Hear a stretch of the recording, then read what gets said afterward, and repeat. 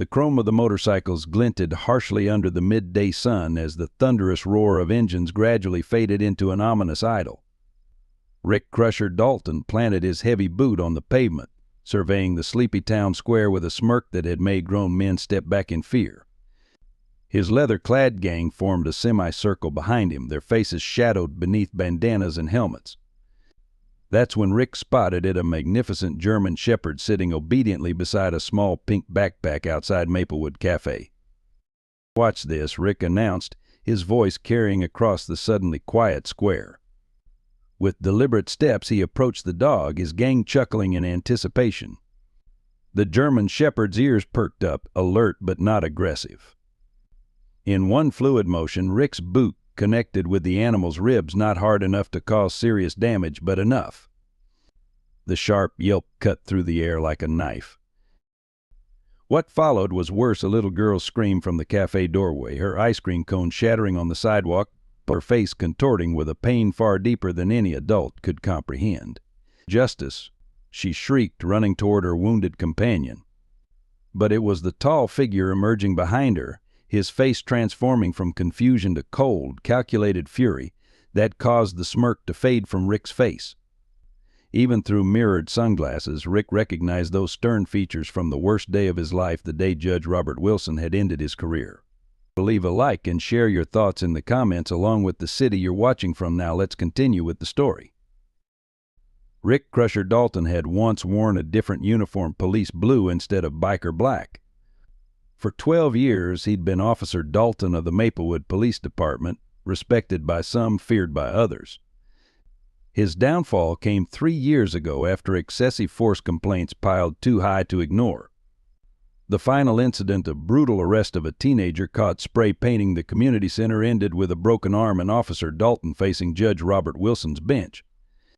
The judge's measured words still burned in Rick's memory. "The badge is a symbol of protection, not power." Stripped of his career, Rick found a new identity with the Road Reapers, where intimidation wasn't just accepted, it was admired. At 42, the ex-cop's broad shoulders carried both visible tattoos and invisible scars, including the bite mark on his left calf from a childhood encounter with a neighbor's Rottweiler that had left him with a complicated relationship toward canines ever since. 7-year-old Emily Wilson's world had been divided into two distinct parts, before and after her mother died. Before, there had been ballad lessons, Sunday pancakes, and bedtime stories. After, there was silence in the 2-story colonial house her father couldn't bear to sell, empty spaces where her mother's laughter should be, and Justice, the German shepherd puppy that had been her mother's final gift. "He'll protect you when I can't," Catherine Wilson had whispered from her hospital bed 2 weeks before cancer claimed her. Emily had taken those words literally, sleeping with Justice on the floor beside her bed for the first month after the funeral. Now, 3 years later, Justice was more than a pet. He was the living embodiment of her mother's love, her confidant, the recipient of letters Emily wrote each night detailing her day, which she would read aloud before tucking him into a shoebox beneath her bed. Judge Robert Wilson had built his reputation on fairness and composure. At 50, his hair had prematurely grayed following his wife's death, but his blue eyes remained sharp and discerning. Appointed to the federal bench 5 years earlier, he maintained strict boundaries between his professional and personal lives, rarely allowing the weight of his position to follow him home to Emily. Each evening he prepared dinner while Emily did homework, maintaining the routines Catherine had established. His colleagues saw a pillar of judicial restraint. Only his daughter witnessed the nights he sat alone on the porch swing, wedding photo in hand, shoulders silently shaking under the weight of single parenthood and unresolved grief. Maplewood had earned its reputation as a Norman Rockwell painting come to life. The town square featured maple trees that had stood sentinel for over a century, framing a courthouse built in 1873, and complete with a clock tower that chimed every hour. Main Street businesses, most family-owned for generations, surrounded a central green where children played and elderly couples walked arm in arm regardless of the season. Crime was so rare that the police blotter in the weekly Maplewood Gazette often featured lost bicycles and occasional raccoon invasions. This Tuesday in June had begun like any other, shopkeepers sweeping sidewalks, the bakery selling out of cinnamon rolls by 9 a.m., and Judge Wilson's clerk calling to reschedule his afternoon appointments because a hearing was running long. The sound of motorcycles echoed between the brick buildings before the road reapers were visible. Mrs. Henderson, the 76-year-old librarian, paused while watering the petunias hanging from the library's wrought iron fence. Mr. Grayson, the hardware store owner, stepped outside, dish towel still in hand from wiping down a new display of garden tools. Even teenage skateboarders stopped mid-trick, boards clattering to stillness. The first motorcycle rounded the corner, Rick's distinctive black Harley with red flame detailing, followed by 12 others in formation. They circled the square once, engines deliberately revving beyond necessary levels before parking in a diagonal line that took up 6 spaces in front of Maplewood Cafe. "Look at these small-town folks," Rick called over his shoulder. "Bet they've never seen real men before." His gang laughed on cue, leather vests creaking as they dismounted. The patches on their backs a skull with red eyes and the words "Road Reapers." Curved above it had become infamous in 3 counties for bar fights and intimidation. Rick stretched dramatically, making sure everyone noticed the knife sheath at his hip, not technically illegal to carry, but a deliberate message to onlookers. "I need coffee and something sweet," he announced. "Then maybe we find some local entertainment." Inside Maplewood Cafe, Emily Wilson sat across from her father at their usual corner table. It was their weekly tradition every Tuesday when school let out early for teacher planning. They would meet for hot chocolate, Emily, and black coffee, Judge Wilson. The cafe owner, Martha Hutchison, had known Emily since birth and always slipped an extra cookie onto her plate. Today was special. Judge Wilson had agreed to let Emily bring Justice to sit outside while they finished their drinks.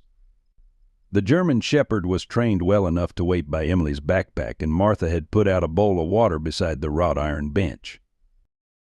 10 more minutes, and then we need to meet Dr. Collins for your checkup," Judge Wilson reminded his daughter, checking his watch, a habit from running courtrooms on precise schedules. Emily nodded, meticulously cutting her chocolate chip cookie into equal quarters with the side of her fork. "Justice needs his shots, too. Remember, Dad? Dr. Collins said dogs and humans both need their checkups." The judge smiled, the tension around his eyes softening. "That's right. Good thing you remembered." What he didn't say was how much Emily resembled Catherine in these moments, the same serious expression when discussing important matters. It's the same methodical approach to even simple tasks. Their conversation was interrupted by Martha's sharp intake of breath as she looked out the front window. "Oh my," she murmured, loud enough for several patrons to look up from their meals. The rumble of motorcycles had attracted attention, but it was the men themselves who caused alarm. 13 rough-looking bikers now taking up all the outdoor seating, pushing aside empty tables as if they owned the place. "Dad," Emily said, turning to look, "those men are sitting right where Justice is waiting." Her child's intuition sensed trouble before adult reasoning could process it. Judge Wilson's back stiffened, but his voice remained calm. "Stay here, Emily. I'll make sure Justice is okay." He stood, placing his napkin beside his half-empty coffee cup. Before he could reach the door, Martha touched his arm. "Judge, maybe I should call Sheriff Parker," she suggested quietly. "Not necessary yet, Martha. Let's not escalate unnecessarily." But the judge's professional experience with conflict resolution guided his approach. Through the window he could see Justice still sitting obediently, though now surrounded by leather-clad men. The dog's training was holding, but Judge Wilson could see the animal's ears pricked forward, alert to potential danger. Outside, Rick was the first to notice the German Shepherd. The sight of the dog brought an immediate tightness to his chest, a flashback to being 7 years old. They pinned against a fence while a neighbor's Rottweiler sank teeth into his leg. The other road reapers were complaining about the menu prices written on the chalkboard when Rick stood abruptly, walking toward Justice. "Look at this fancy mutt," he called out, circling the dog. Justice remained seated but tracked Rick with intelligent eyes. "Probably eats better than we do." Something about the dog's calm dignity irritated Rick.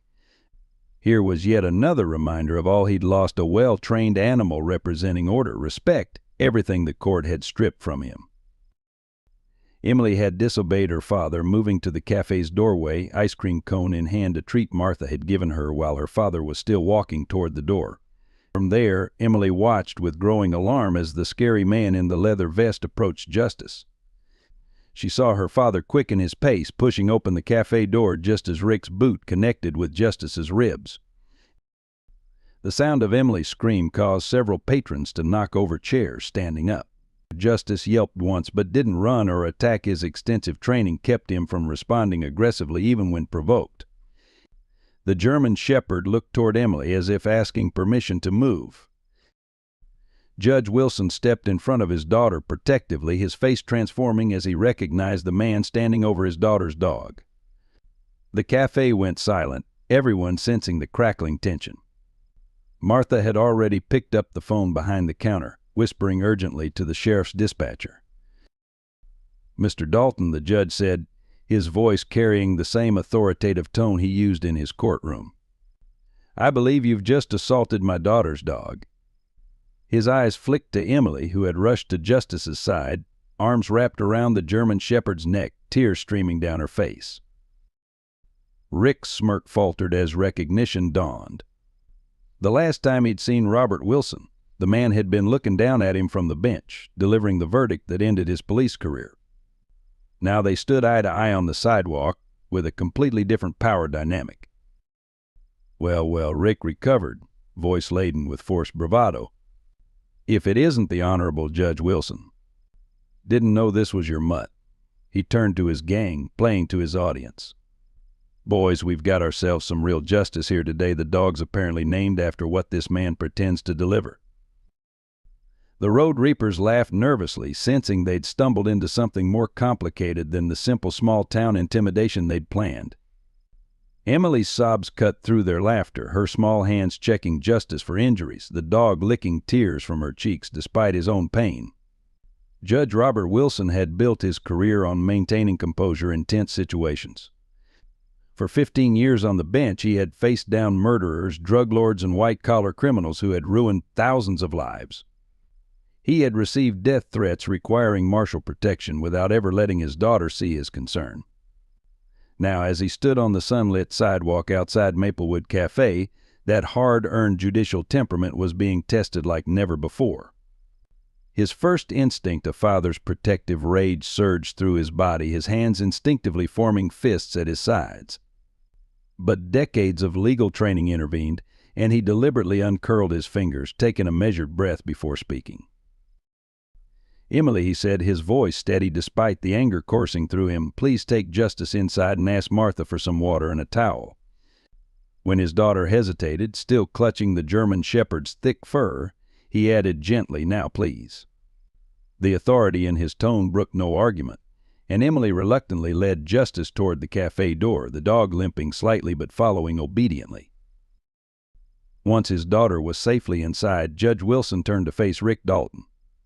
The two men stood approximately the same height, but their postures created a stark contrast. The judge straight-backed and controlled, and the biker with an artificial slouch, meant to appear casual but betraying tension in his shoulders. The other Road Reapers had formed a loose semicircle behind their leader, shifting uncomfortably as the confrontation unfolded before cafe patrons who had abandoned their meals to press against the windows. "Mr. Dalton. Mr. Dalton." "Ma!" The judge began, his voice pitched to carry no further than necessary. "We appear to have two options before us. The first involves me calling Sheriff Parker, who would be legally obligated to arrest you for animal cruelty under State Statute 5431. Section B. Given your prior record and the multiple witnesses, I estimate you'd be looking at a minimum 6-month sentence." He paused, allowing the information to register on Rick's increasingly rigid face. "The second option involves you and your associates departing Maplewood immediately with the understanding that you will not return." Rick's face reddened, the vein at his temple visibly pulsing. This calculated, emotionless response was not what he had expected. He had prepared for anger, for shouting, or the satisfaction of seeing the distinguished judge lose his composure. Instead, he faced the same methodical dismantling that had characterized his dismissal hearing 3 years earlier. "You threatening me, Judge?" Rick challenged, taking a half step forward, his hand drifting toward the knife at his hip. "Because last I checked, we're not in your courtroom now. Out here, that robe doesn't mean squat." The judge didn't flinch or retreat. "That wasn't a threat, Mr. Dalton. That was an explanation of legal consequences." "And you're right, we're not in my courtroom." His voice dropped slightly. "If we were, you'd already be in custody for that gesture toward your weapon." A tense silence stretched between them, broken only by the sound of approaching sirens in the distance. Several road reapers glanced nervously over their shoulders, calculating escape routes. Martha had obviously called the sheriff despite the judge's earlier assurance that it wasn't necessary. Rick's jaw worked as he struggled with his response. The humiliation of being dressed down in front of his gang battled with his awareness of his precarious legal standing. Before he could decide, a voice called from the cafe doorway. "Richard Dalton, I'll be damned." The cafe owner, Martha Hutchison, stood with arms crossed, her gray-streaked hair pulled back in a severe bun. "I didn't recognize you with all that leather and facial hair, but it's you all right. You used to come in here with your daddy when you were knee-high, begging for extra whipped cream on your hot chocolate." Several of the road reapers snickered, their tension momentarily broken by this unexpected revelation about their intimidating leader. Rick's face flushed deeper. "Shut up, Martha," he growled. "Don't you dare speak to her that way," Judge Wilson interjected, his voice hardening for the first time. "Mrs. Hutchison has been a respected member of this community for 40 years, which is approximately 39 years longer than you've shown any respect for anything or anyone." At this precise moment, the squad car from the sheriff's department pulled up to the curb, lights flashing but siren now silent. Sheriff Parker, a broad-shouldered man with a military crew cut, emerged with his hand resting casually on his holstered weapon. "Everything all right here, Judge?" he asked, his experienced eyes scanning the group of bikers. Before Judge Wilson could respond, Rick let out a bitter laugh. "Well, isn't this cozy? The honorable judge, the town gossip, and the sheriff. The 3 pillars of small-town justice all lined up to put me in my place." Again, Judge Wilson's expression shifted almost imperceptibly. Again, he repeated softly, "Yes, I suppose that's accurate, Mr. Dalton. Though you might want to consider why you keep finding yourself in positions where correction is necessary." Something in the judge's tone caused Rick to look at him more closely. The 2 men locked eyes, and for a moment the facade of the tough biker leader cracked, revealing the disgraced former police officer beneath. Recognition passed between them not just of their previous courtroom encounter, but of a deeper understanding. "You don't even remember, do you?" Rick asked suddenly, his voice losing its aggressive edge. Judge Wilson frowned. "Remember what exactly?" 3 years ago in your courtroom. It wasn't the first time we met." Rick's laugh was hollow, devoid of humor. "I was the responding officer when your wife's car accident was called in. I was the one who pulled her from the wreckage. I was the one who held her hand until the ambulance arrived." The judge's carefully maintained composure faltered. The color drained from his face as he searched Rick's features, trying to reconcile the leather-clad biker before him with the uniformed officer from the worst night of his life. The memory was hazy shock, and grief had clouded most details, but fragments suddenly aligned: a younger, clean-shaven face leaning over him in the hospital waiting room, they offering coffee and awkward condolences. "That was you." He managed, his professional demeanor temporarily forgotten. Rick nodded once, sharply. "Yeah, not that it matters now. You still took my badge when the time came." "Your actions took your badge, Mr. Dalton," Judge Wilson replied, recovering his judicial tone. "Whatever our prior connection, it doesn't change the fact that you assaulted a 17-year-old boy during an arrest." He was resisting. He was scared. Their exchange was interrupted by a heart-wrenching cry from inside the cafe. "Dad." Something's wrong with Justice." Emily's voice carried through the open door, high-pitched with panic. Judge Wilson turned immediately, all other concerns forgotten. Inside the cafe, Emily was kneeling beside Justice, who had collapsed onto his side on the tile floor. The German shepherd's breathing appeared labored, his usually alert eyes now dull with pain. Martha knelt beside them, her experienced hands gently probing the dog's ribcage. "He was fine a minute ago," Emily sobbed, "and then he tried to stand up and just fell over." The judge dropped to his knees beside his daughter, one arm going around her shoulders while his other hand reached for Justice's head, stroking the fur between his ears. The dog's tail thumped weakly in response, but he made no attempt to rise. "Internal bleeding, maybe," Martha murmured, her fingers detecting something concerning. "That kick might have broken a rib, possibly punctured something. He needs a vet right away." Judge Wilson looked up to find Rick standing in the doorway, his expression unreadable as he watched the scene unfold. Their eyes met over the prone form of the injured dog, and something shifted in the atmosphere between them. "Maplewood Veterinary is 10 minutes away," Sheriff Parker said, already pulling out his radio. "I can call ahead, have Dr. Matthews ready." "No need for a call," Rick said unexpectedly.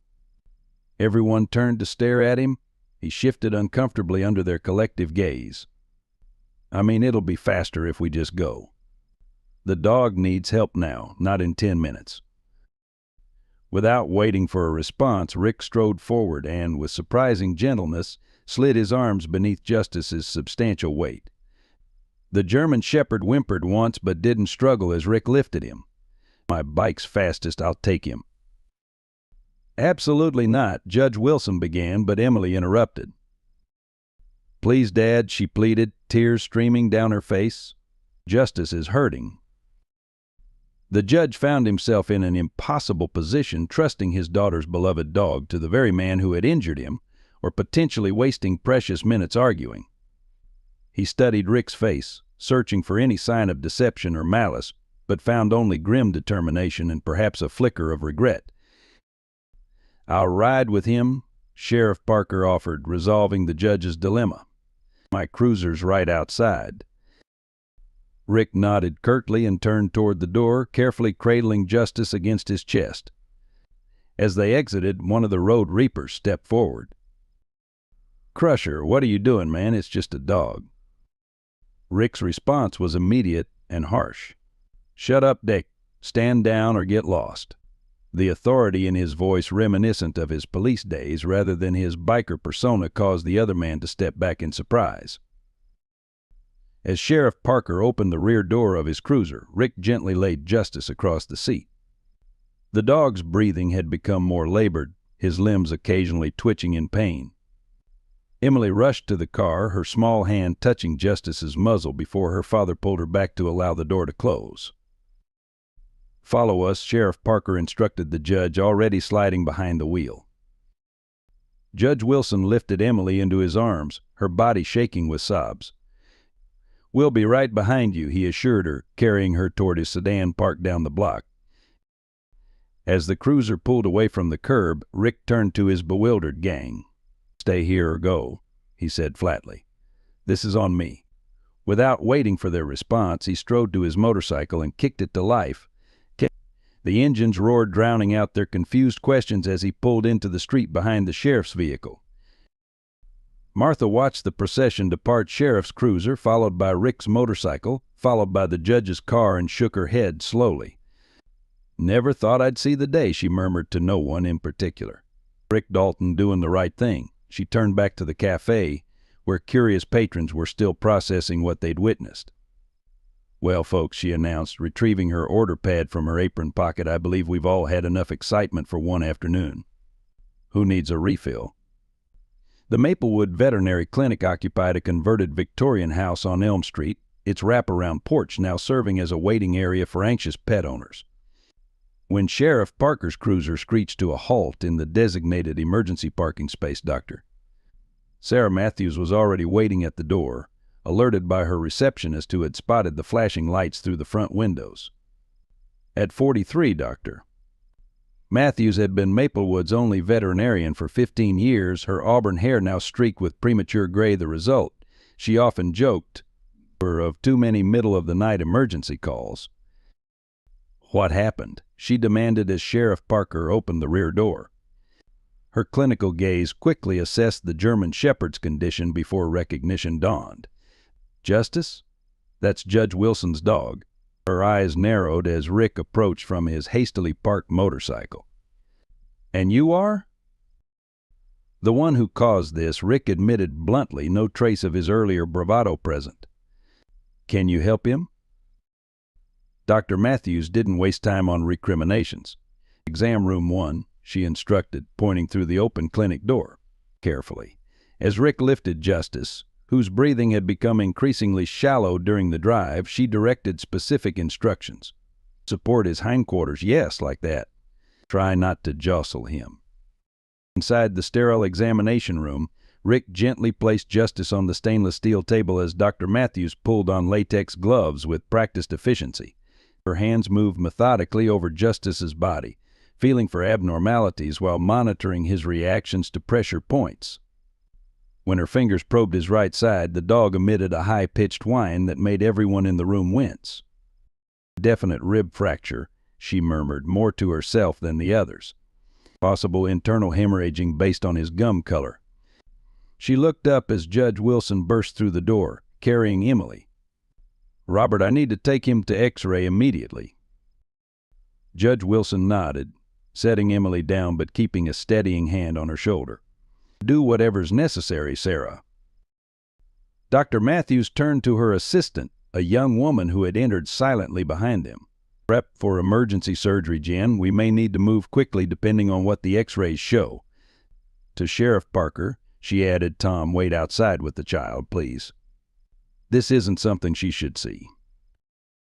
Emily's grip on her father's hand tightened. "No, I want to stay with Justice." Dr. Matthews knelt to Emily's eye level, her voice softening. "Emily, I know you're scared, but Justice is very hurt right now. The best way you can help him is by letting me work without distractions. Can you be brave for him?"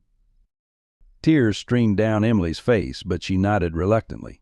Sheriff Parker gently guided her toward the door, his large hand engulfing her tiny one. "Come on, kiddo, let's find you some juice in the waiting room." As they left, Dr. Matthews turned to Rick, who had backed himself against the wall, seemingly unsure of his place in this unfolding drama. "You," she said, her voice regaining its clinical edge out. Rick didn't move. "I want to help." "You've helped enough," Judge Wilson interjected coldly. Dr. Matthews raised a hand to forestall further argument. "Both of you out. Now, I can't work with this tension in my exam room." When neither man moved, she added with the authority that had cowed even the most difficult pet owners, "Either you both leave voluntarily, or I call my assistant to escort you out while Justice continues suffering. Your choice." And that galvanized them. Judge Wilson exited first, his rigid posture betraying his emotional state despite his controlled expression. Rick followed, casting one last look at Justice, whose dark eyes seemed to follow him with a mixture of pain and something disturbingly like forgiveness. In the waiting room, an uncomfortable tableau formed. Emily sat on Sheriff Parker's knee, hiccuping through residual sobs while sipping apple juice from a small box. Judge Wilson paced the length of the room, periodically checking his watch and glancing toward the closed exam room door. Rick stood awkwardly by the window, separated from the others by both physical distance and the weight of responsibility. "Why'd you do it?" Emily's small voice broke the silence, causing all three men to turn toward her. She stared directly at Rick, her tear-stained face surprisingly composed. "Why did you hurt Justice? He never did anything to you." Rick opened his mouth, then closed it, clearly struggling for an appropriate response. How could he explain a lifetime of fear and resentment toward dogs to a 7-year-old whose world had just been shattered? How could he articulate that his action hadn't been about her dog specifically, but about proving something to his gang, about maintaining the image of toughness he'd constructed to replace his lost identity as a police officer? Before he could formulate an answer, the clinic door swung open and a middle-aged couple rushed in, the woman immediately enveloping Emily in a fierce hug. "We came as soon as Martha called us," the woman explained, shooting a venomous look at Rick over Emily's head. "Oh, you poor darling. How's Justice doing?" Judge Wilson stepped forward, gratitude momentarily replacing anxiety on his face. "Betty, George, thank you for coming. We don't know anything yet. Sarah's examining him now." Betty Thompson had been Catherine Wilson's best friend since college, and she and her husband George had stepped in as surrogate grandparents for Emily after Catherine's death. Betty's resemblance to the late Mrs. Wilson's same heart-shaped face and kind eyes had always been striking, but never more so than in this moment as she comforted Emily with the same gentle efficiency Catherine would have employed. "Why is he here?" George demanded, nodding toward Rick. Unlike his wife's quiet support, George's protective instincts manifested as righteous indignation. At 62, the retired high school principal still carried himself with the authority that had intimidated generations of misbehaving teenagers. "He brought Justice in," Sheriff Parker explained diplomatically. "Fastest way to get here." George harumphed skeptically but didn't pursue the matter as Betty guided Emily to a more comfortable chair, producing a small stuffed animal from her purse, a plush German shepherd that made fresh tears well in Emily's eyes even as she clutched it tightly. The uncomfortable silence resumed, broken only by the muffled sounds of clinic activity behind closed doors and the occasional sniff from Emily. Rick found himself studying the judge's profile, noticing for the first time the deep lines etched around his eyes and mouth that hadn't been there 3 years ago. Grief had aged him prematurely, just as anger had transformed Rick from a clean-cut officer into the hardened biker who now stood apart from the impromptu family gathering. His mind wandered back to that rainy night when he'd been first on the scene of Catherine Wilson's accident. The roads had been slick, visibility poor.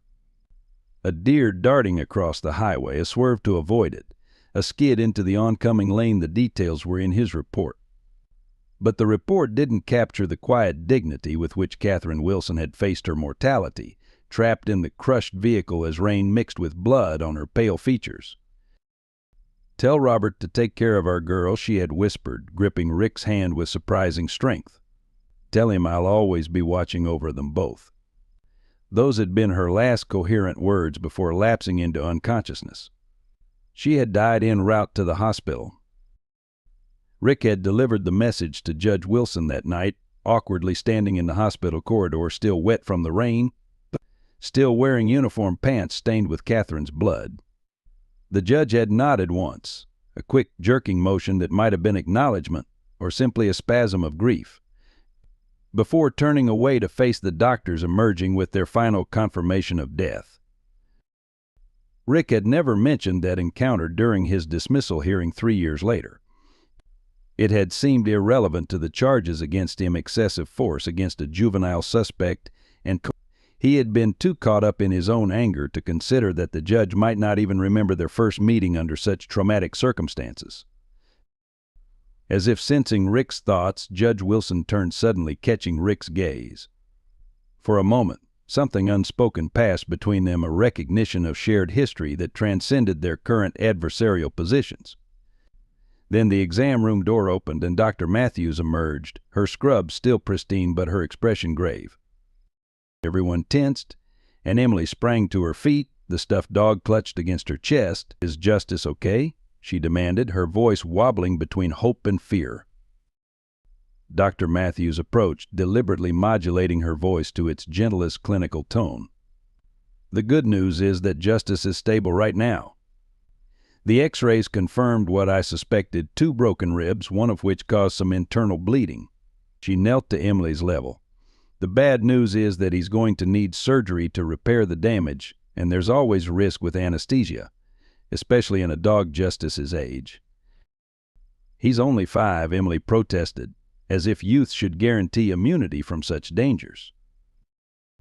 "I know, sweetie, and he's strong and healthy, which gives him an excellent chance of recovering completely. But I want everyone to understand that this is serious." Her gaze encompassed the entire group before settling meaningfully on Rick. When will you operate? Judge Wilson asked, his hand coming to rest protectively on Emily's shoulder. Immediately. Jen is prepping the surgical suite now.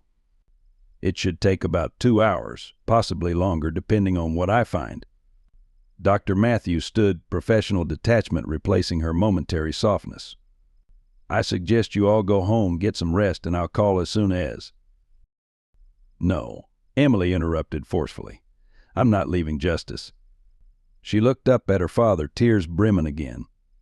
Please, Dad. We can't leave him alone. Judge Wilson hesitated, torn between practicality and his daughter's emotional needs. Before he could respond, Betty Thompson intervened. We'll stay with her, Robert. You have that important case tomorrow morning. You need to review your notes. When the judge began to protest, she added firmly, Catherine would want you to maintain your responsibilities. We'll call the moment there's any news. Judge Wilson's internal struggle was visible on his face, but eventually he nodded, recognizing the wisdom in her suggestion. He crouched before Emily, taking her small hands in his. I'll go home and get Justice's bed and his favorite toy. I'll bring him back so he has familiar things when he wakes up. And I'll be back before Dr. Matthews is finished with the surgery. I promise. Emily considered this compromise, then nodded solemnly. Bring his blue ball. That's his favorite. I will. He kissed her forehead before straightening to address Dr. Matthews. Sarah, I can't thank you enough. The veterinarian waved away his gratitude. I've known Justice since he was a puppy. Just doing my job. Her expression hardened as she glanced at Rick. Though I would like to understand exactly how this happened. All eyes turned to Rick, who shifted uncomfortably under their collective gaze. For a man who had cultivated an image of intimidating self-assurance, he suddenly appeared diminished, the swagger replaced by something approaching genuine remorse. It was a stupid, thoughtless act, he admitted, his voice rougher than usual. I saw the dog and he stopped, clearly struggling with how to explain his actions without sounding even more callous. You what? George Thompson demanded. Decided to kick an innocent animal for fun. Rick's jaw tightened, the flicker of his earlier defiance returning. You wouldn't understand. Try me, Judge Wilson said quietly. There was something in his tone, not the judicial authority he'd used earlier, but a more personal inquiry that made Rick look at him directly. When I was 7, Rick began haltingly, our neighbor had this Rottweiler. Mean as hell sorry, he glanced at Emily, really aggressive. Well, one day it got loose, cornered me against the fence while I was walking home from school. Unconsciously, his hand moved to his left calf. Tore me up pretty bad. 42 stitches. I still have the scars. Emily's eyes widened, her natural empathy momentarily overriding her anger. That's why you're scared of dogs.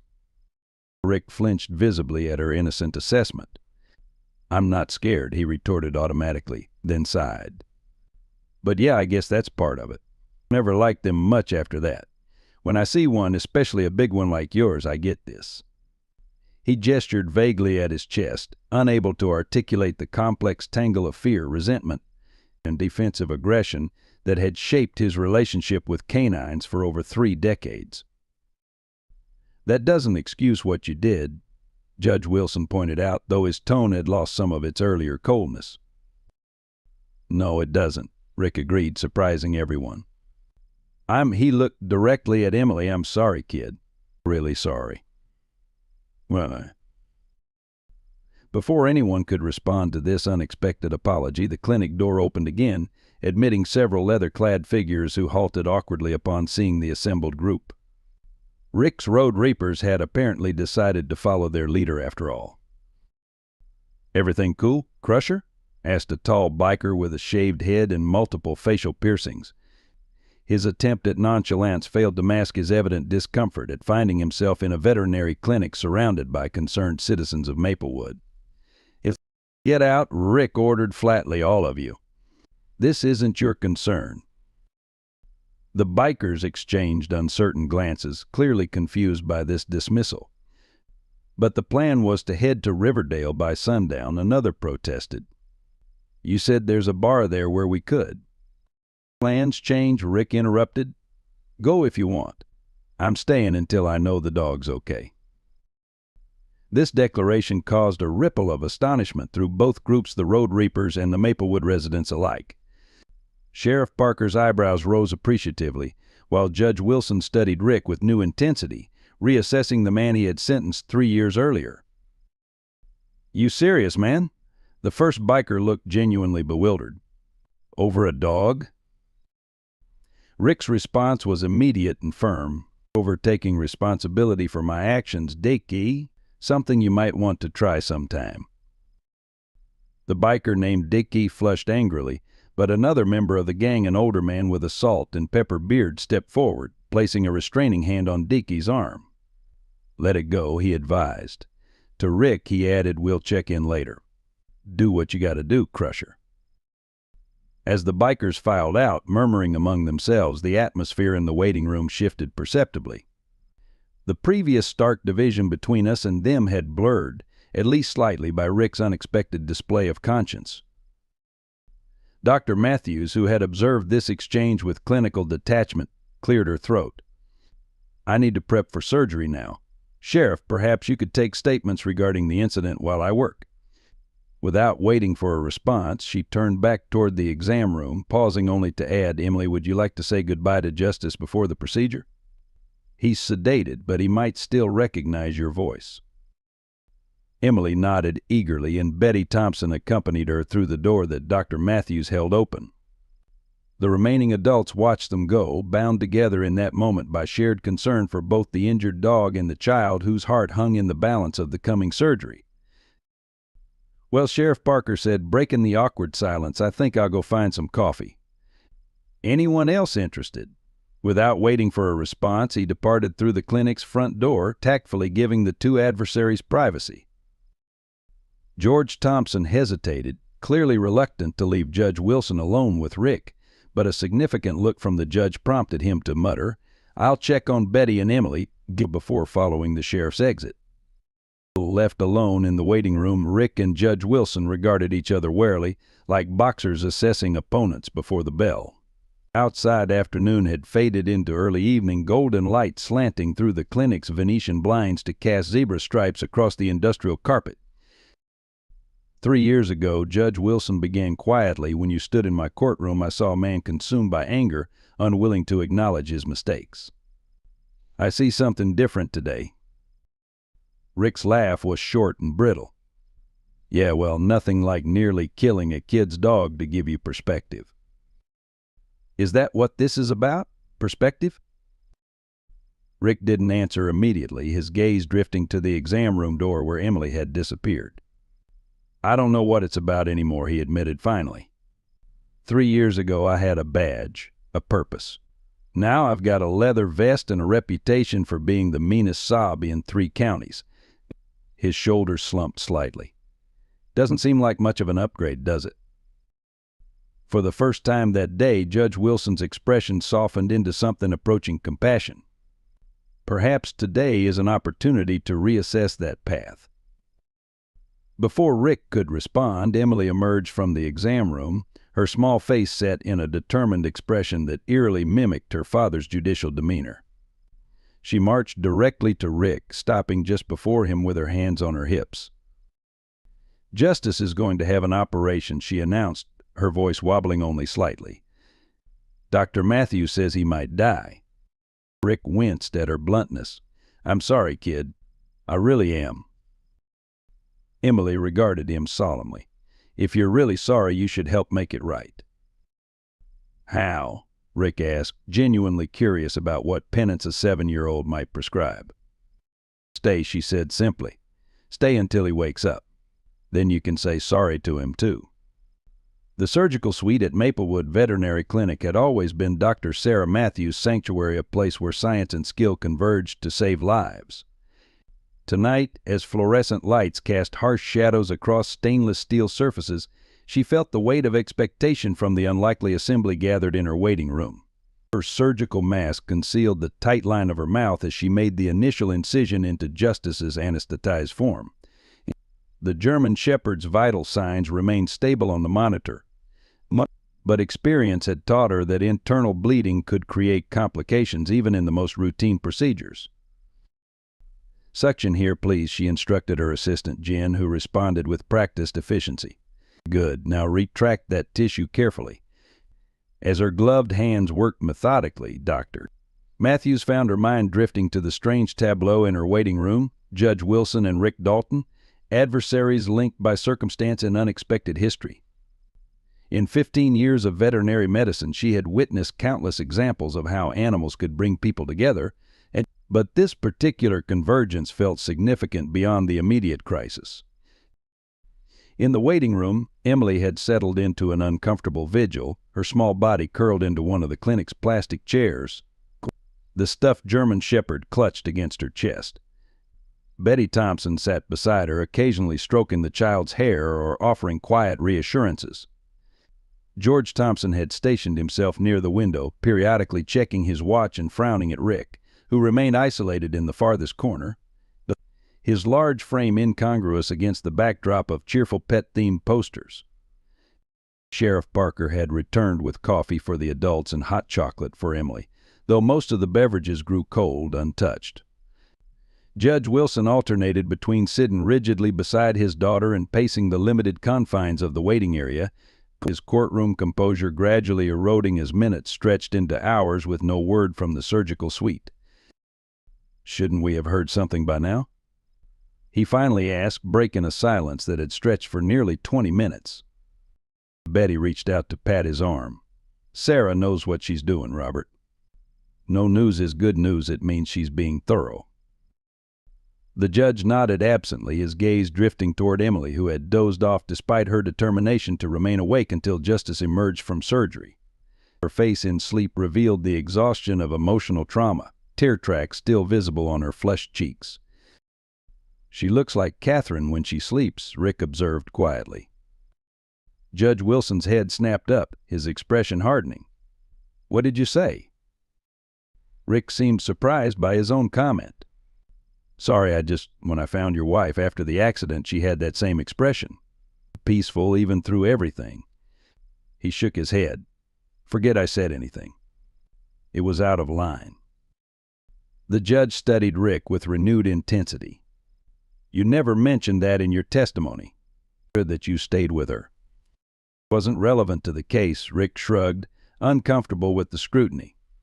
"Besides, I figured you wouldn't remember me from that night. You had more important things on your mind." "I remember everything about that night," Judge Wilson said softly. "Every face, every voice, every word. I remember a young officer who brought me coffee and told me my wife's last words. I just didn't connect that officer with the angry man who stood before me 3 years later, charged with excessive force against a minor." The two men fell silent, each recalibrating their understanding of the other. The moment was interrupted by Emily stirring, her eyes fluttering open. "Is Justice out yet?" she asked immediately, sitting up and rubbing sleep from her eyes. "Not yet, sweetheart," Betty answered gently. "But I'm sure it won't be much longer." Emily nodded solemnly, then unexpectedly slipped from her chair and crossed the waiting room to stand before Rick. Her direct gaze made him shift uncomfortably. "My mom died," she announced matter-of-factly, in the way children sometimes approach profound topics without preamble, "before Justice came to live with us." Rick glanced at Judge Wilson, uncertain how to respond to this revelation. The judge gave a nearly imperceptible nod, permission to engage with his daughter. "I know," Rick said carefully. "I was there that night. I tried to help her." Emily's eyes widened. "You knew my mom?" "Not really, kid. I was just the police officer who found her after her accident." Emily processed this information with a child's straightforward logic. "So you were a good guy before you became a bad guy?" The blunt assessment drew a startled laugh from Sheriff Parker and an embarrassed cough from George Thompson. Rick, however, didn't smile. He considered Emily's question with the seriousness it deserved. I was trying to be a good guy, he answered honestly. I made some mistakes. Like kicking Justice?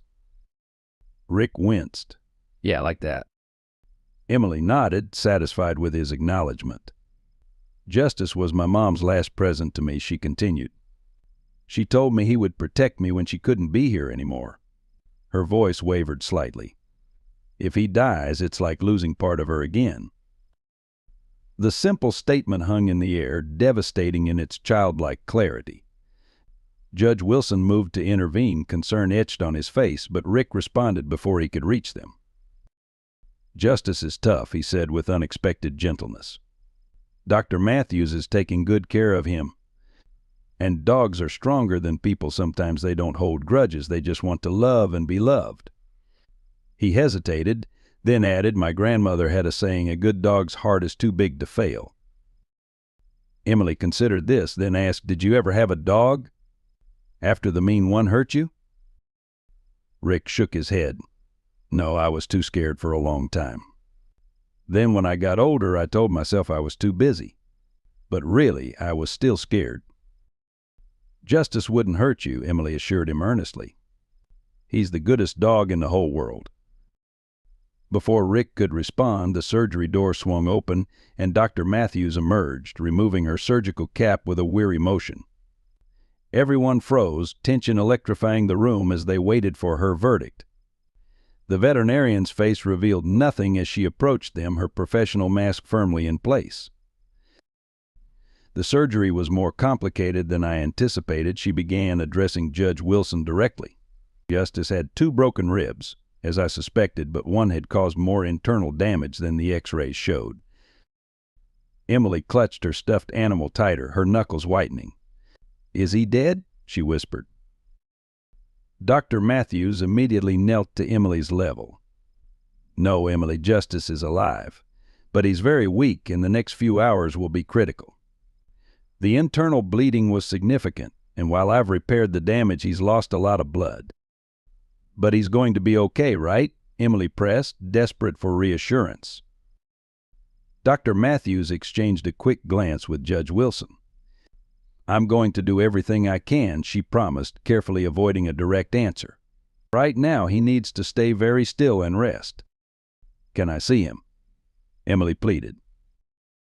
In a little while, Dr. Matthews replied. He's still waking up from anesthesia. Why don't you help me prepare a comfortable recovery space for him? I have some blankets in the back that need folding. Emily hesitated, clearly recognizing the diversionary tactic, but equally drawn to the opportunity to do something useful for Justice. Betty Thompson gently guided her toward the hallway, whispering something reassuring in her ear. Once Emily was out of earshot, Dr. Matthews' professional composure slipped slightly. But I've done everything medically possible, she told Judge Wilson, her voice low. But I have to be honest, Robert, it doesn't look good. The next few hours are critical. If he makes it through the night, his chances improve significantly. Judge Wilson closed his eyes briefly, absorbing the blow. Thank you, Sarah. I know you've done your best. What are his odds? Rick asked abruptly. Dr. Matthews assessed him coolly, still clearly holding him responsible for Justice's condition. 50-50 at best. The blood loss was substantial, and at his age, recovery from this type of trauma is challenging. Rick absorbed this information with a grim nod. Judge Wilson, watching him, noted the genuine concern in his expression, a far cry from the calculated toughness he had displayed earlier in the day. I need to check on my other patients, Dr. Matthews continued. Jen will monitor Justice constantly, and I'll be back to assess him again in an hour. You're welcome to wait, but it might be better for Emily if you took her home. This could be a long night. She won't leave, Judge Wilson said with certainty. And I won't force her. Dr. Matthews nodded her understanding. I'll have Jen bring in more comfortable chairs and some blankets. The clinic sofa pulls out into a passable bed. With a final meaningful look at Rick, she disappeared back down the hallway. The hours that followed established a strange rhythm in the clinic's waiting room. Betty and George Thompson reluctantly departed at Judge Wilson's insistence, promising to return in the morning. Sheriff Parker remained longer, completing his official report on the incident before leaving with a supportive squeeze to the judge's shoulder and a surprisingly civil nod to Rick.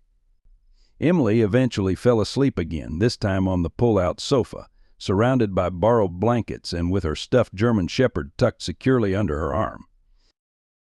Judge Wilson sat beside his sleeping daughter, one hand gently stroking her hair, his eyes fixed unseeingly on the opposite wall. Rick occupied a chair near the hallway that led to the recovery kennels, unmoving except to occasionally stretch his long legs. Neither man spoke, but the silence between them had transformed from hostile to contemplative. Shortly after midnight, Dr. Matthews emerged from the back rooms, her expression grave. Judge Wilson immediately stood, careful not to disturb Emily. "His vitals are dropping," Dr. Matthews said without preamble. "I've administered additional fluids and pain management, but his body is struggling to recover from the trauma. If you want Emily to say goodbye, it should be now." The words hit Judge Wilson like a physical blow. "No," he whispered. "Sarah, there must be something more you can do." "I've exhausted every medical option, Robert." "I'm so sorry." She hesitated, then added gently, "I know what justice means to Emily, to both of you. I wouldn't give up if there was any alternative." Judge Wilson's judicial composure crumbled entirely. For the first time since his wife's funeral, he allowed himself to weep openly, one hand covering his face as his shoulders shook with silent grief. The dog had been his last connection to Catherine, the guardian she had chosen for their daughter, a living reminder of her love and foresight. Losing Justice felt like losing her all over again. Rick, witnessing the judge's breakdown, stood awkwardly, uncertain how to respond to this raw display of emotion from a man he had only known as a figure of authority. After a moment's hesitation, he approached Dr. Matthews. "What about a blood transfusion?" he asked quietly. "Would that help?" Dr. Matthews shook her head. "Ideally, yes, but we don't have a donor on such short notice. The nearest emergency veterinary hospital with blood banking is in Riverdale, over an hour away. By the time we arrange transfer, it would be too late." "What about my blood?" Rick persisted. "Could you use that?" Dr. Matthews stared at him incredulously. "Human blood? For a canine transfusion? That's not how it works. The blood types are completely incompatible. It would kill him immediately." Rick nodded, absorbing the information. "So it has to be another dog." He glanced toward the recovery area. "Do you have any other German Shepherds here? Or similar breeds?" "Even if I did, cross-matching blood types in dogs is complex and without proper testing." "Wait," Rick interrupted, a strange expression crossing his face. "You said Justice is 5 years old, right?" Judge Wilson, who had composed himself somewhat, looked up in confusion. "Yes, why?" Rick didn't answer directly. Instead, he pulled out his phone and scrolled through it with urgency, finally stopping on an image that made his face pale. "This is going to sound crazy," he said slowly, "but I think Justice might be my dog." "What?" Judge Wilson and Dr. Matthews spoke in unison, equal disbelief in their voices. "Not now, obviously," Rick clarified hastily. "But before. I had a German Shepherd puppy about 5 years ago when I was still on the force. After I lost my badge, I couldn't afford to keep him. I had to give him up for adoption." He turned the phone toward them, displaying a photograph of a German Shepherd puppy with distinctive markings around his eyes and muzzle markings identical to Justice's. Judge Wilson stared at the image, then at Rick, his expression unreadable. "Catherine found Justice at a shelter in Riverdale," he said slowly. "They told her he'd been surrendered by an owner who couldn't care for him anymore." "That's where I took him," Rick confirmed, his voice rough with emotion. "I named him Sergeant." He looked toward the recovery area. "I never thought I'd see him again." Dr. Matthews, ever practical, cut through the emotional revelation. "If you're right, this might actually help us. Dogs from the same litter often have compatible blood types. Do you know anything about Justice's siblings? Rick nodded, still processing the incredible coincidence. His brother lives with my former partner about 20 minutes from here. We got him from the same litter. Call your partner, Dr. Matthews instructed, suddenly energized. If the dog is healthy and available, we might actually have a chance. As Rick stepped outside to make the call, Dr. Matthews turned to Judge Wilson. I don't want to get your hopes up, she cautioned. Even if this works, Justice is very weak. Judge Wilson nodded, glancing at his sleeping daughter. But it's a chance. More than we had 5 minutes ago. Should I wake Emily now? To say goodbye, just in case? Judge Wilson considered the question carefully. No, he decided. Let her sleep. Let her last memory of Justice be a happy one if that's all she gets. Outside, Rick paced as he waited for his former partner to answer. The night air was cool against his face, a welcome relief from the emotionally charged atmosphere inside the clinic. His mind reeled from the implications of his discovery. If Justice was indeed Sergeant, then the dog he had carelessly injured had once been his own beloved companion, a puppy he had trained and loved before life circumstances forced them apart. The phone connected, and a groggy voice answered. Williams here. This better be important at this hour, Dalton. Tom, it's an emergency, Rick said without preamble. I need to borrow Major. My dog, what the hell for at 1 in the morning? Blood transfusion for his brother. The shelter told me they were adopted separately, remember? Well, I found Sergeant, except now he's called Justice and he's dying because I did something stupid. Please, Tom, I know we haven't spoken much since everything went down. But this is literally life or death. There was a pause on the line, then a heavy sigh. You always did have the strangest emergencies, Dalton. Give me the address. I'll be there in 20. Rick sagged with relief. Maplewood Veterinary Clinic on Elm. And Tom? Thank you. When Rick re-entered the clinic, he found Judge Wilson standing in the doorway of the recovery room, watching Justice's labored breathing through the observation window. The German Shepherd's powerful body seemed diminished against the white veterinary bedding, various tubes and monitors attached to his still form. My partner's coming with Major, that Sergeant's brother, Rick said quietly. He'll be here in 20 minutes. Judge Wilson nodded without turning. He really was yours once. You're certain? The markings are identical. That triangle of white under his chin, the way his left ear has that slight curl at the tip, it's him. I'd stake my life on it. Why did you give him up? Rick swallowed hard. After I lost my job, I couldn't afford my apartment anymore. I had to move to a place that didn't allow pets. I tried everything to keep him, but in the end, I had to make the hardest decision of my life. His voice cracked slightly. I thought I was doing the right thing, taking him to a no-kill shelter where he'd find a better home. He did, Judge Wilson said softly, finally turning to face Rick. With us. The two men regarded each other, adversaries transformed by circumstance into unlikely allies, bound now by their shared connection to the dying dog. In the waiting room, Emily stirred in her sleep, murmuring Justice's name, as if her dreams had somehow alerted her to the crisis unfolding beyond her awareness. From her position at the monitoring station, Jen called out suddenly, Dr. Matthews. His vitals are dropping again. Dr. Matthews rushed in from the adjacent room where she had been preparing for the potential transfusion.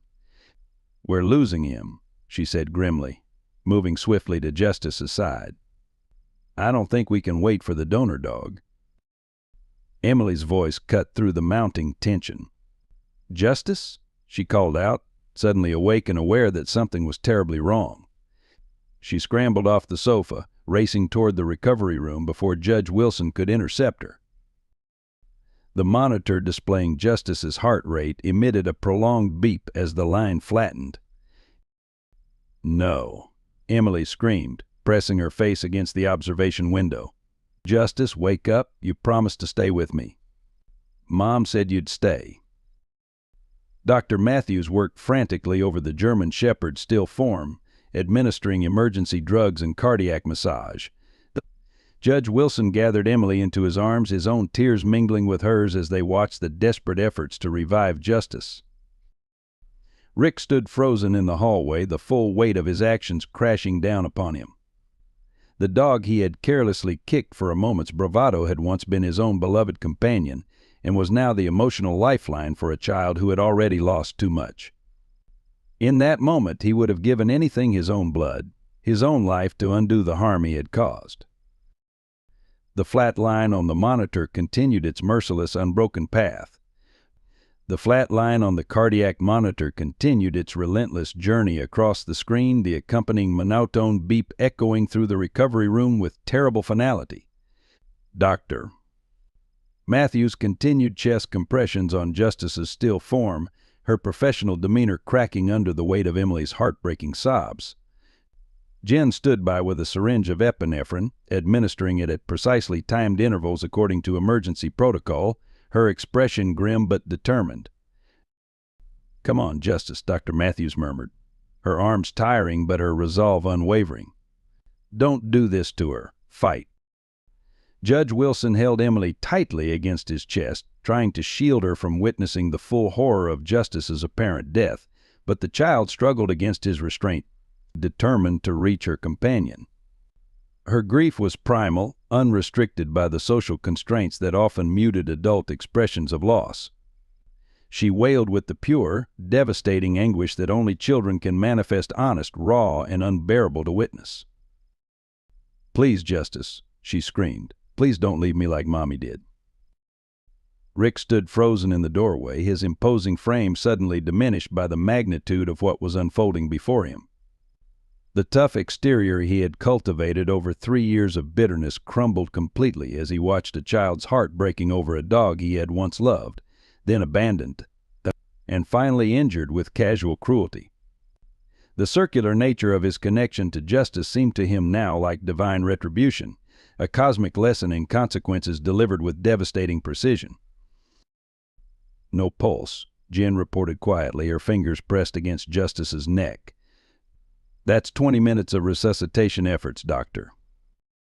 Dr. Matthews paused her compressions, checking her watch with the clinical detachment that sometimes serves as the only shield against overwhelming emotion in medical professions.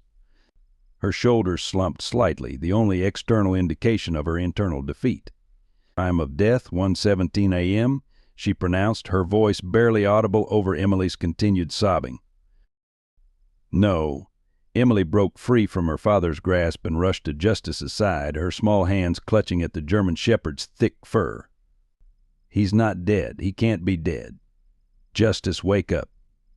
She buried her face against the dog's neck, her tears dampening his still warm coat. Judge Wilson approached slowly, his own grief evident in the deep lines etched around his eyes and the trembling of his usually steady hands. He placed a gentle palm on Emily's shoulder, but made no attempt to pull her away from Justice. Sometimes he knew children needed physical contact with the deceased to process the reality of death, a lesson he had learned during Catherine's funeral, when Emily had insisted on touching her mother's cold hand one last time. "I'm so sorry, sweetheart," he whispered, his judicial eloquence failing him in this most personal of tragedies. "Justice fought so hard." "He promised to stay with me," Emily sobbed, her words muffled against Justice's fur. "Mom said he would protect me forever." "He protected you with all his heart," Judge Wilson assured her, kneeling beside the examination table to be at eye level with his daughter. "And he loved you very much. Sometimes, even when we love someone with all our heart, we still have to say goodbye." The words were painfully familiar echoes of what he had told Emily 3 years earlier, when explaining why her mother wouldn't be coming home from the hospital. The parallel struck him with physical force, nearly doubling him over with renewed grief. They were losing Catherine all over again, her final gift to Emily now silenced forever. Rick moved into the room then, approaching the examination table with uncharacteristic hesitation. His presence seemed to remind everyone of how this tragedy had begun with a thoughtless act of cruelty that could never be undone. Dr. Matthews shot him a glance of pure venom, her professional restraint momentarily overwhelmed by anger. "I think you've done enough," she said coldly. Rick nodded, accepting the rebuke without argument. "I know," he said softly, "and there's nothing I can say that will fix this." He looked at Justice's still form, then at Emily's tear-streaked face. "But I need to tell you something, all of you." Judge Wilson straightened, instinctively moving to place himself between Rick and Emily. "This isn't the time for explanations or excuses." "It's not an excuse," Rick insisted, his voice breaking slightly. "It's a confession, and Emily deserves to hear it." He approached the table slowly, careful to maintain a respectful distance from the grieving child. "Emily, I did something terrible today. I hurt Justice for no good reason, and now he's gone because of me." Emily looked up at him, her young face ravaged by tears, but her gaze steady.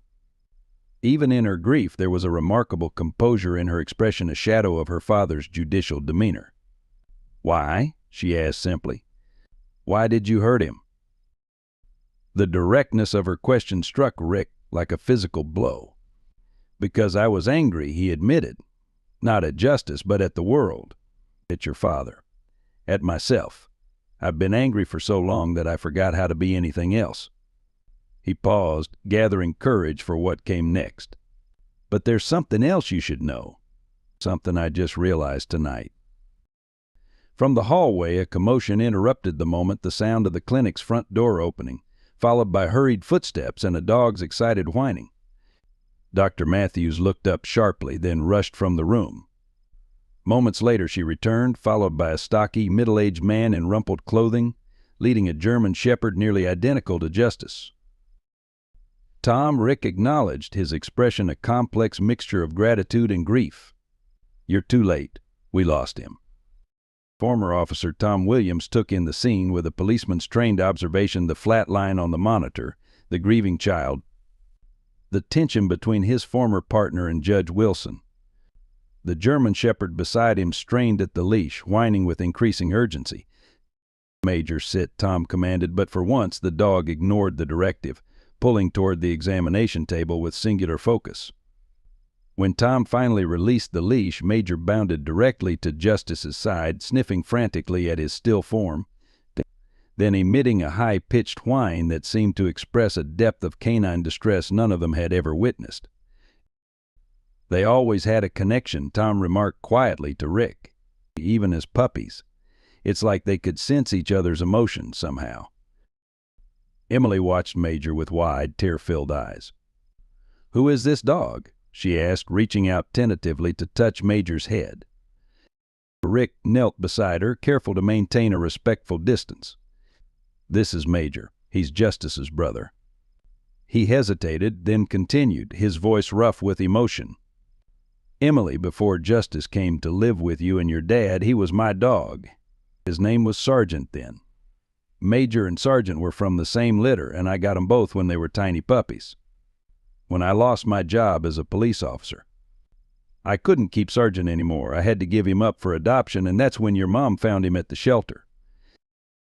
Emily stared at Rick, processing this revelation with a child's straightforward logic. "So you kicked your own dog today? You didn't even recognize him?" The blunt assessment made Rick wince. It had been 3 years, and I wasn't really looking at him, just seeing a dog that reminded me of everything I'd lost. "I didn't recognize him until I saw his picture again tonight." His voice caught. "If I had known it was Sergeant Justice, I would never have." He trailed off, unable to complete the thought. Major continued to nuzzle Justice, licking his face and pawing gently at his side, his whines becoming increasingly distressed. Dr. Matthews watched the interaction with professional curiosity, then suddenly leaned forward, her attention drawn to the cardiac monitor. "Wait," she said sharply, reaching for her stethoscope. "I'm getting a reading." Everyone froze, hardly daring to breathe as Dr. Matthews pressed the stethoscope to Justice's chest, her expression transforming from skepticism to cautious hope. "I have a heartbeat," she announced, faint but definite. The monitor confirmed her assessment, a tentative beep breaking the terrible monotone that had filled the room. The flat line flickered, then produced a small, uncertain peak. Then another, and another. "That's impossible," Jen whispered, staring at the monitor in disbelief. He was gone for nearly 10 minutes. Dr. Matthews was already in motion, checking vital signs and reconnecting IV lines that had been discontinued after the pronouncement of death. "I've heard of cases where extreme stimuli can sometimes trigger a response in canine patients who appear clinically deceased." She explained rapidly, professional excitement replacing her earlier defeat. Major's presence might have provided that stimulus, familiar scent, vocalization patterns that triggered a neurological response. Emily clutched her father's hand, hope battling with fear on her small face. "Is Justice coming back?" Judge Wilson, equally stunned by the turn of events, could only shake his head in wonder. "It seems like he might be trying, sweetheart." Rick stood immobile, watching as Dr. Matthews worked with renewed urgency over Justice's form. Tom stepped beside him, placing a supportive hand on his former partner's shoulder. "You know what they used to say about those two puppies at the academy," he remarked quietly.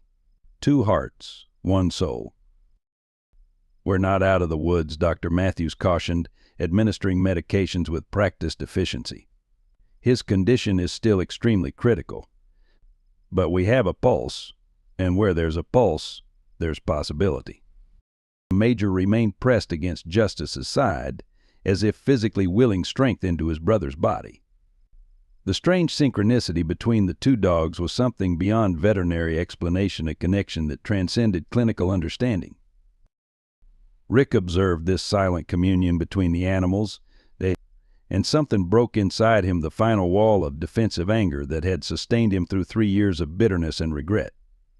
He turned away abruptly, moving toward the door with unsteady steps. "Where are you going?" Judge Wilson asked, surprising himself with the question. Rick paused in the doorway, his broad shoulders hunched with the weight of emotion.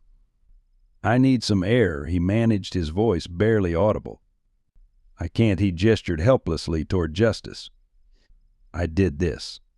All of it."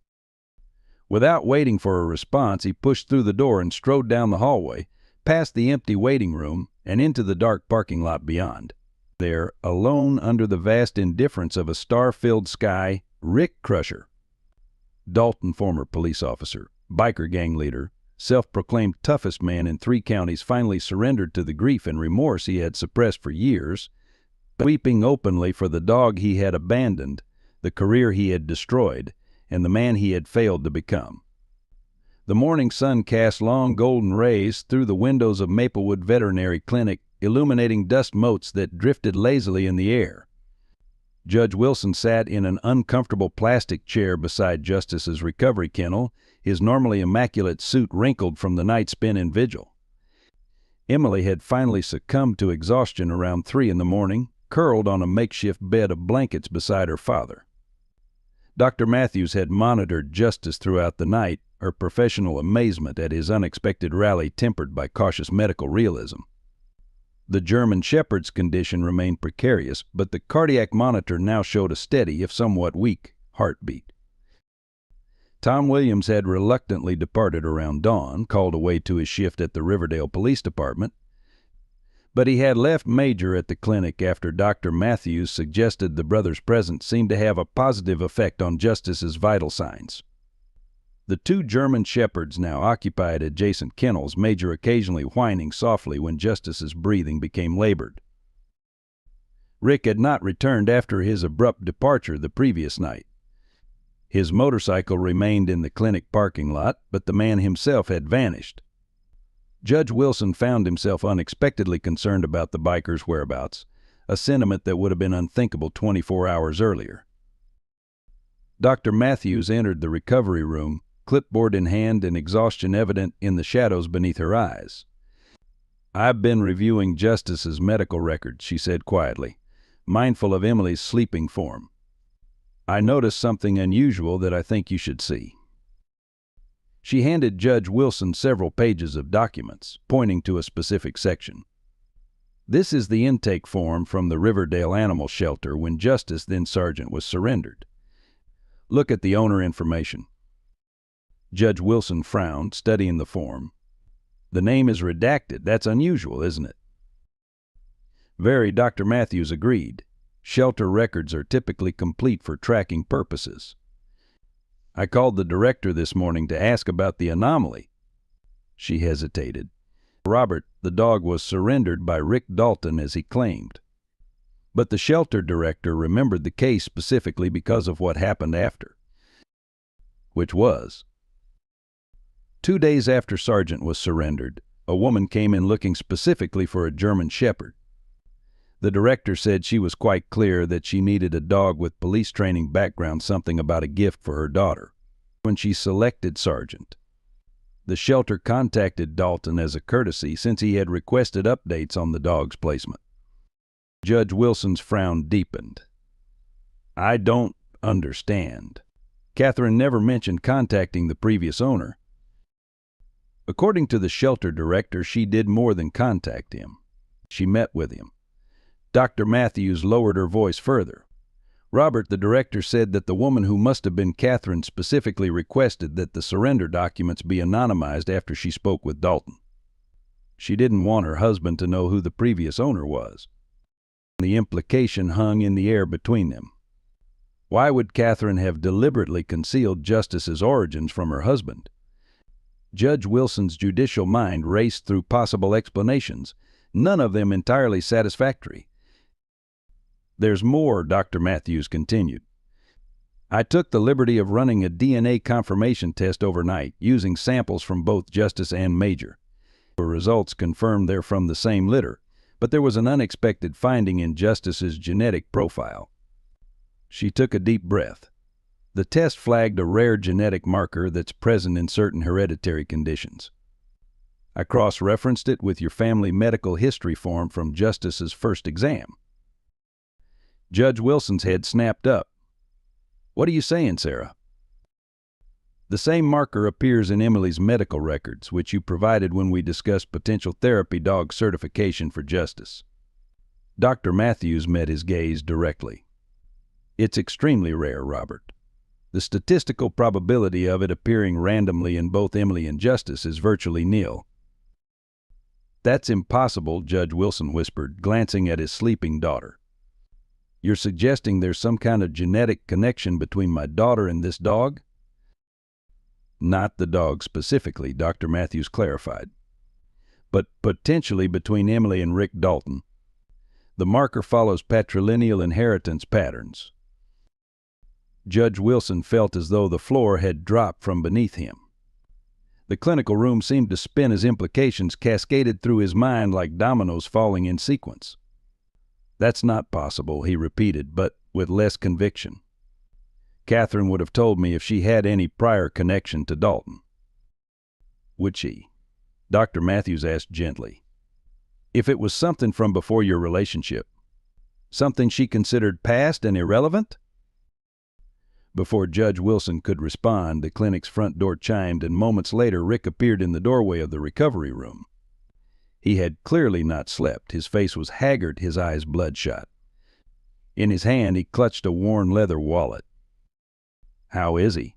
Rick asked, his voice rough. Stable for now, Dr. Matthews replied. Major's presence seems to be helping. Rick nodded, his gaze moving from Justice to the sleeping Emily, then finally to Judge Wilson. I need to show you something, he said quietly. Something I should have shown you 3 years ago when I realized who you were in that courtroom. He approached slowly, respect evident in his careful movements, and extended the wallet. Judge Wilson took it hesitantly, looking at Rick with confusion. Open it, Rick instructed. Inside pocket. Judge Wilson complied, finding a small, faded photograph tucked behind expired credit cards. It showed a much younger Rick, clean-shaven and smiling, his arm around a young woman with familiar features, heart-shaped face, expressive eyes, dimpled smile. Catherine, his Catherine, perhaps 20 years younger, looking at Rick with unmistakable affection. We were high school sweethearts, Rick explained, his voice barely audible. From junior year, until sophomore year of college. We were even engaged briefly before she left for law school on the East Coast." He swallowed hard. I never knew why she broke it off so suddenly. "Just got a letter saying she needed to focus on her future, that we wanted different things in life." I was devastated. Judge Wilson stared at the photograph, memories rearranging themselves in his mind like puzzle pieces finding new positions. He had met Catherine during her final year of law school, when she was already focused on her career in environmental law. She had mentioned previous relationships only in passing, never with specific names or details. He had never pressed, assuming they were simply not significant enough to discuss. "I didn't make the connection when I responded to her accident," Rick continued. "Catherine Wilson wasn't a name I recognized. I knew her as Catherine Dawson. It was only during my dismissal hearing, when you mentioned your late wife had been an environmental attorney, that I realized who she had married." His voice caught. By then it seemed pointless to mention our past connection. What good would it have done? Judge Wilson looked up from the photograph, his judicial training helping him maintain composure despite the emotional earthquake occurring within. "And the dog? Justice Sergeant?" "Pure coincidence at first," Rick admitted. "I had no idea Catherine was the one who adopted him. The shelter called to tell me a nice family had taken him, but they didn't give names. It wasn't until last night, when I realized Justice was actually Sergeant, that I started to wonder if it might have been deliberate on Catherine's part." Dr. Matthews, who had been listening silently, cleared her throat. "There's something else you both need to know," she said carefully. "I've found a genetic marker that suggests she hesitated, looking between the two men. Based on DNA analysis, there appears to be a biological connection between Rick and Emily." Rick's face drained of color. "What?" From her makeshift bed on the floor, Emily stirred, awakened by the rising tension in adult voices around her. She sat up, rubbing her eyes, then immediately looked toward Justice's kennel. Seeing the German shepherd's chest rising and falling steadily, she sighed with relief. "He's still alive," she whispered, then noticed Rick standing beside her father. "You came back." Rick nodded, seemingly unable to speak as he looked at Emily with new awareness. The child's features, which he had barely registered the previous day, now seemed to hold echoes of his own mother's face, the same determined chin, the same way of tilting her head when asking a question. Emily scrambled to her feet and approached Justice's kennel, pressing her small palm against the wire door. The German shepherd's tail thumped weakly in response, and his eyes, which had remained closed throughout the night, slowly opened. He looked directly at Emily, then at Rick, recognition evident in his gaze. "Justice remembers you," Emily announced with a child's certainty. "He knows you were his first dad before you got all sad and had to give him away." The simple statement, delivered with innocent conviction, struck Rick with unexpected force. "How do you know I was sad?" he asked. Emily shrugged. "Mom told me. She said Justice's first owner was a good man who loved him very much, but life got hard and he had to make a tough choice." She reached through the kennel wire to stroke Justice's fur. "She said sometimes good people have to do hard things that hurt, but it doesn't make them bad people." Judge Wilson stared at his daughter, hearing Catherine's wisdom echoed in the child's words. "Your mother told you that? About Justice's previous owner?" Emily nodded matter-of-factly. She had a picture of him in her special box. "The one in her closet that I wasn't supposed to open, but I did once when looking for her perfume." She looked up at Rick. "It was you, but you didn't have a beard. Mom said you were very brave and very kind, and that's why Justice was such a good dog, because you taught him to be brave and kind too." The recovery room fell silent as this revelation settled over the adults. Justice whined softly from his kennel, his gaze moving between Rick and Emily as if understanding the momentous nature of what was unfolding. Dr. Matthews, ever practical, cleared her throat. "Emily, would you like to help me give Major his breakfast? I think the grown-ups need to talk about some important things." Emily looked skeptical. "Is it about grown-up stuff that kids aren't supposed to hear?" Something like that, Dr. Matthews confirmed with a gentle smile. Okay, but I want to come right back to Justice. Emily followed the veterinarian to the adjacent kennel, where Major was watching the proceedings with alert interest. Left alone, Judge Wilson and Rick regarded each other across a chasm of new understanding, but the implications still unfolding between them like ripples from a stone cast into still water. Is it possible? Judge Wilson finally asked, his voice barely audible. That Emily is. I don't know, Rick answered honestly. Catherine never told me. He stopped, a long-forgotten memory suddenly surfacing. Wait, there was a letter. After she ended our engagement. I was so hurt I never opened it. I think I still have it, packed away in storage. Justice whined again from his kennel, louder this time, as if urging them toward a truth that had been buried too long. The morning sun cast long golden rays through the windows of Maplewood Veterinary Clinic, illuminating dust motes that drifted lazily in the air. Judge Wilson sat in an uncomfortable plastic chair beside Justice's recovery kennel, his normally immaculate suit wrinkled from the night spent in vigil. Emily had finally succumbed to exhaustion around 3 in the morning, curled on a makeshift bed of blankets beside her father. Dr. Matthews had monitored Justice throughout the night, her professional amazement at his unexpected rally tempered by cautious medical realism. The German Shepherd's condition remained precarious, but the cardiac monitor now showed a steady, if somewhat weak, heartbeat. Tom Williams had reluctantly departed around dawn, called away to his shift at the Riverdale Police Department, but he had left Major at the clinic after Dr. Matthews suggested the brother's presence seemed to have a positive effect on Justice's vital signs. The 2 German Shepherds now occupied adjacent kennels, Major occasionally whining softly when Justice's breathing became labored. Rick had not returned after his abrupt departure the previous night. His motorcycle remained in the clinic parking lot, but the man himself had vanished. Judge Wilson found himself unexpectedly concerned about the biker's whereabouts, a sentiment that would have been unthinkable 24 hours earlier. Dr. Matthews entered the recovery room, clipboard in hand and exhaustion evident in the shadows beneath her eyes. I've been reviewing Justice's medical records, she said quietly, mindful of Emily's sleeping form. I noticed something unusual that I think you should see. She handed Judge Wilson several pages of documents, pointing to a specific section. This is the intake form from the Riverdale Animal Shelter when Justice then Sergeant was surrendered. Look at the owner information.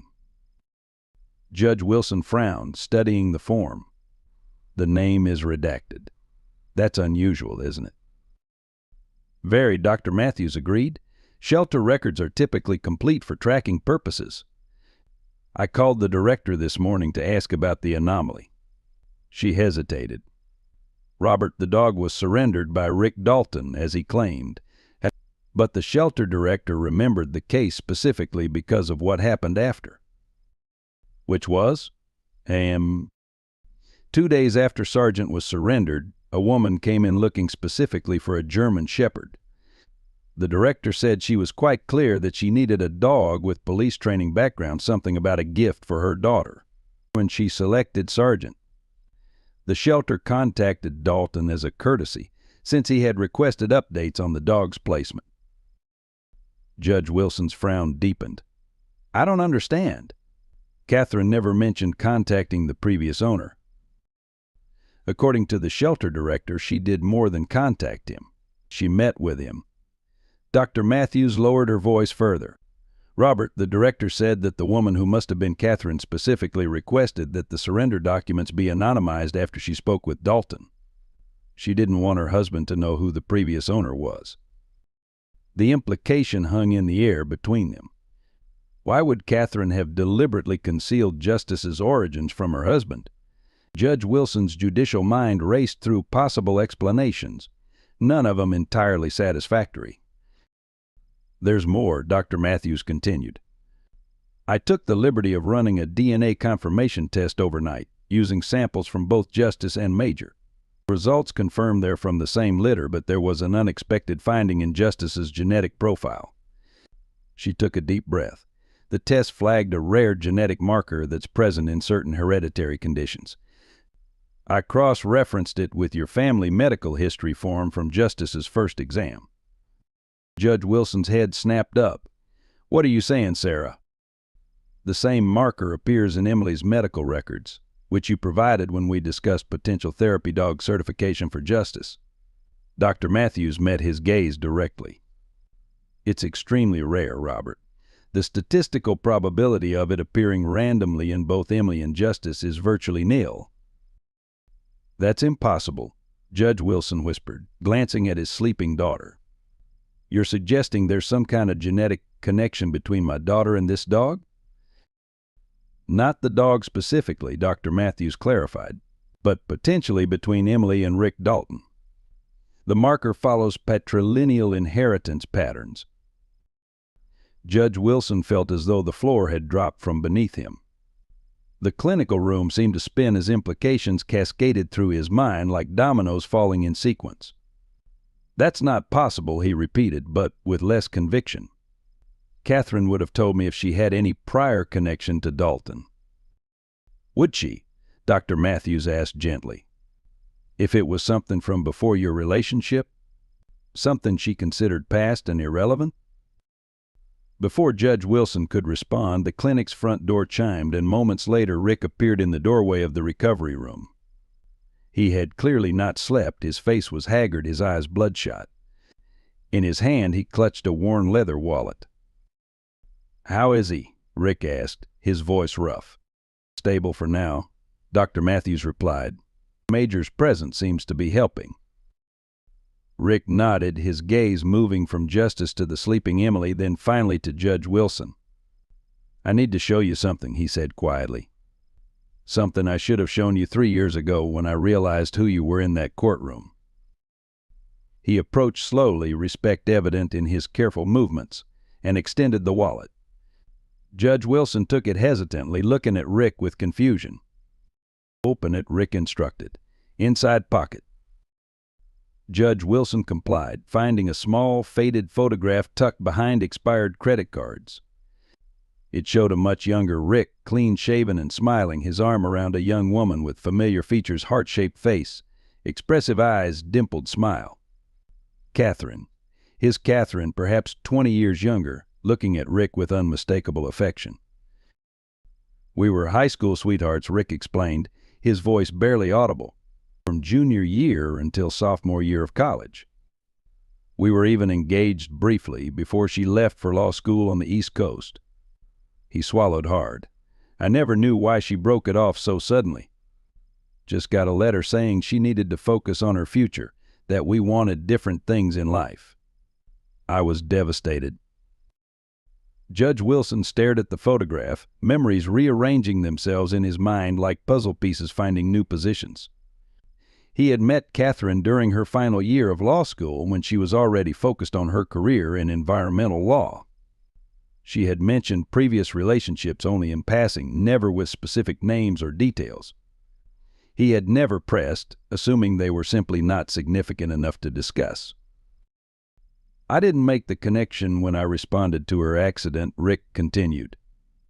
Catherine Wilson wasn't a name I recognized. I knew her as Catherine Dawson.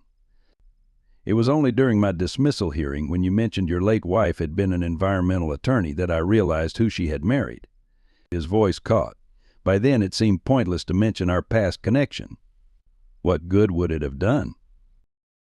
Judge Wilson looked up from the photograph, his judicial training helping him maintain composure despite the emotional earthquake occurring within. And the dog? Justice Sergeant? Pure coincidence at first, Rick admitted. I had no idea Catherine was the one who adopted him. The shelter called to tell me a nice family had taken him, but they didn't give names. It wasn't until last night, when I realized Justice was actually Sergeant, that I started to wonder if it might have been deliberate on Catherine's part. Dr. Matthews, who had been listening silently, cleared her throat. There's something else you both need to know, she said carefully. I've found a genetic marker that suggests she hesitated, looking between the two men. Based on DNA analysis, there appears to be a biological connection between Rick and Emily. But Rick's face drained of color. What? From her makeshift bed on the floor, Emily stirred, awakened by the rising tension in adult voices around her. She sat up, rubbing her eyes, then immediately looked toward Justice's kennel. Seeing the German shepherd's chest rising and falling steadily, she sighed with relief. "He's still alive," she whispered, then noticed Rick standing beside her father. "You came back." Rick nodded, seemingly unable to speak as he looked at Emily with new awareness. The child's features, which he had barely registered the previous day, now seemed to hold echoes of his own mother's face, the same determined chin, the same way of tilting her head when asking a question. Emily scrambled to her feet and approached Justice's kennel, pressing her small palm against the wire door. The German shepherd's tail thumped weakly in response, and his eyes, which had remained closed throughout the night, slowly opened. He looked directly at Emily, then at Rick, recognition evident in his gaze. "Justice remembers you," Emily announced with a child's certainty. "He knows you were his first dad before you got all sad and had to give him away." The simple statement, delivered with innocent conviction, struck Rick with unexpected force. "How do you know I was sad?" he asked. Emily shrugged. "Mom told me. She said Justice's first owner was a good man who loved him very much, but life got hard and he had to make a tough choice." She reached through the kennel wire to stroke Justice's fur. She said sometimes good people have to do hard things that hurt, but it doesn't make them bad people. Judge Wilson stared at his daughter, hearing Catherine's wisdom echoed in the child's words. "Your mother told you that? About Justice's previous owner?" Emily nodded matter-of-factly. She had a picture of him in her special box. The one in her closet that I wasn't supposed to open, but I did once when looking for her perfume. She looked up at Rick. "It was you, but you didn't have a beard. Mom said you were very brave and very kind, and that's why Justice was such a good dog, because you taught him to be brave and kind too." The recovery room fell silent as this revelation settled over the adults. Justice whined softly from his kennel, his gaze moving between Rick and Emily as if understanding the momentous nature of what was unfolding. Dr. Matthews, ever practical, cleared her throat. "Emily, would you like to help me give Major his breakfast?